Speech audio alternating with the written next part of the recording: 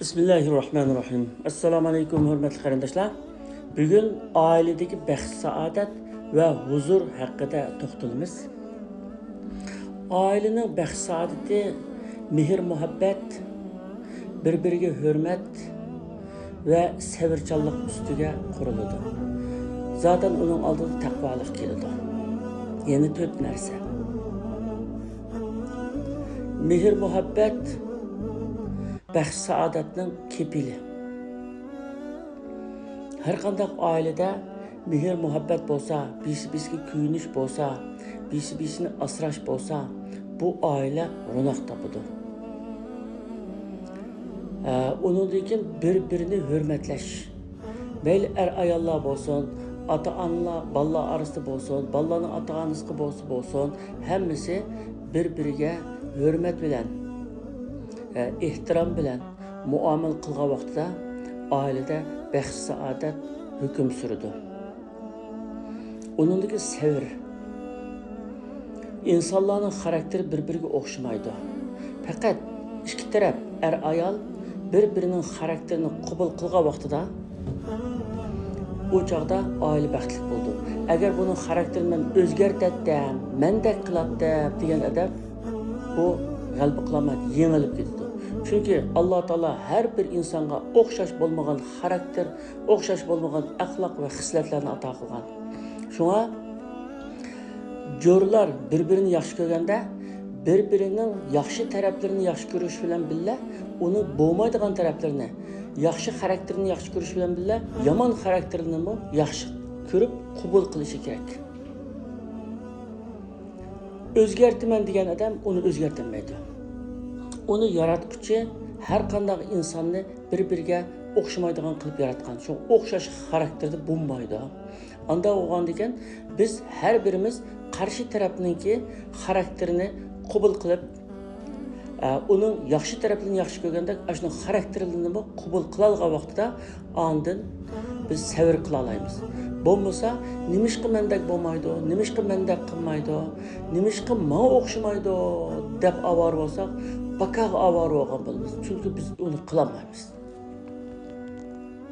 Onun eng beshida keladigan taqvolik. Taqvolik degan mas'uliyatchanlik degan. Masalan, bir odamning 5 vaqt namoz o'qishi, kecha kunduz Qur'on o'qishi, har yili haramga borib haj umri qilib kelishi, bu bir narsani o'zgartirmaydi. Faqat uning xarakteri va uning mas'uliyati, mas'uliyatchanligi yaxshilikqa elib boradi. Yani bir odamni taqvoliga qarab, namoz o'qishiga qarab, ro'za tutishiga qarab, haj qilishiga qarab, jiq Qur'on o'qishiga qarab, jiq sadaqa berishiga qarab bu odamni yaxshi degan bo'lmaydi. Faqat dindor, haqiqiy Allohga bog'langan, Allohdan qo'rqamdi, axloqliqmi, kishilarga yaxshi muomala qilamdi va o'zi ishchanmi. Yani axloqliqkan, dindorkan, ammo tayyortab, o'rinkan, ishlamaydigan odamkan. Bunday odamningmi hech kimga foydasi yo'q, dinga foydasi yo'q. Alloh taolo ham unday odamni yaxshi ko'rmaydi. Ya'ni dindor, axloqliq va ishchan bo'lgan odamni taqvo deymiz. Taqvo odam mas'uliyat egasi. O'zidan mas'ul, o'zining oilasidagilardan mas'ul, atrofdagilardan mas'ul, millatiga mas'ul, xalqiga mas'ul. Aşağı bir xil mas'uliyatim bor shularga qilishga tegishli deydi.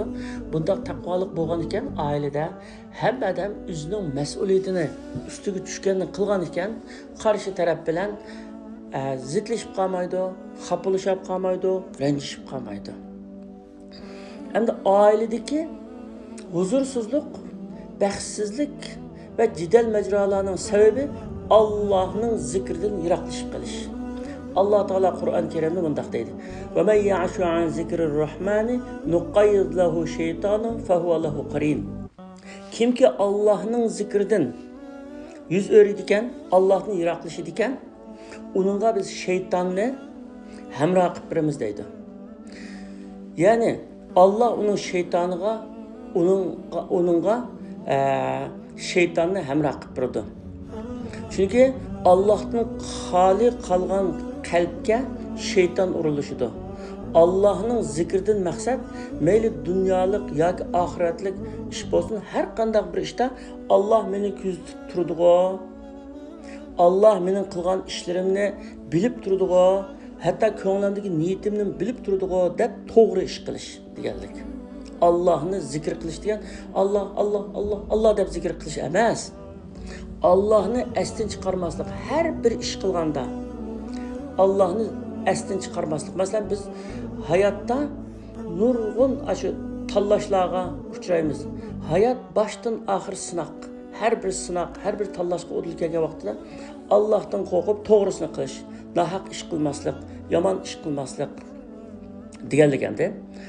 Oiladagi jidal majra, sevgi muhabbatning yo'qolishi, ko'ngilsizlik, bearomlik va oila a'zolarining qalblarining bir-biridan yiroqlashib qolishi, hatto yaqinda tursimi bir-biriga varqirab so'zlashi, uyda huzurning yo'qolishi qatorliqlarning hammasi Allah'tan yiroqlashib, shaytonga yaqin bo'lib qolganlikning alomati.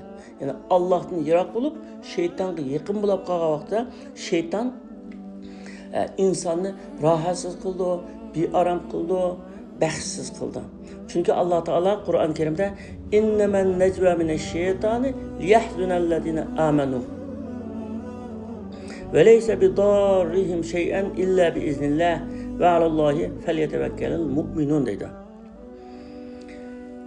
Özara pichirlishish, yomon ishlar to'g'risida pichirlishish, bir-birining g'aybitini qilish, bir-biri uchun yomon planlarni qilish, yomon gaplarni qilish, bular shaytonning ishi. Bu mu'minlarni bearam qilish uchun, ko'ngilni yerim qilish uchun, ularni g'amgin qilish uchun shaytonninki qalbimizga solgan ishlar o. Shuni bilish kerakki, shayton bizga qilcha ziyon yetkazolmaydi agar biz Alloh bilan bo'lsak. Shunga Allohning ruxsatisiz, Allohning iznisiz hech qanday yomonlik yetmaydi. Shaytonga yomonlik yetkazolmaydi. Shunga Allah Teala'ga tevekkül qilish kerak. Ve alallahi feletevekkelul mu'minun. Mu'minlar Allah'a tayansın, Allah'a yülensin ve Allah'tan yardım dilesin, Allah bilen bolsun deydi ayet. Demek kalbiniz Allah'tan yiroqlashib qolgan vaqtida bu qalbingizni shayton to'shqizdi. Shayton yomonliklar bilan to'shqizdi.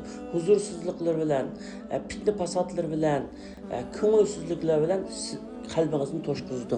Agar qalbingiz Alloh taolo bilan to'lgan bo'lsa, uningga hech qanday narsa kirolmaydi. Chunki suv chin to'shqan bir istikonning ustiga suv quysa, u suv uningda tumaydi, ketidi. Agar istikoningiz bo'sh bo'lsa, shayton aka binasini to'ldira oladi. Agar istikoningiz to'liq bo'lsa, uningga to'liq narsaning ustiga hech qanday narsa to'ldira olmaydi. Yomonlikni to'ldira olmaydi, vasvasani to'ldira olmaydi. Shunday gapirdi. Shunga har zaman Alloh bilan bo'lish. Allohni esdan chiqarmaslik. Oilaning huzuri Alloh taolaga bog'lanish bilan ro'naq topadi. Alloh taoladan yiroq bo'lish bilan bu oilada huzursuzlik, jangi jidal, majra, ko'ngilsizlik bo'ladi. Allah Teala hammamizning ailesini cennetdek qiliversin. Asli aileler cennet buluş için kuruldu. Muşu dünyanın cenneti aile. Alimler deydi, muşu dünyanın cenneti kirelmegen adam ahiretinin cenneti kirelmeydi o deydi. Yani muşu dünyada kalbin şunda huzurluk, kalbin şunda haticem, salamet, muşunda bulalısa ahiretinin cennetini şunda kireleysen deydi.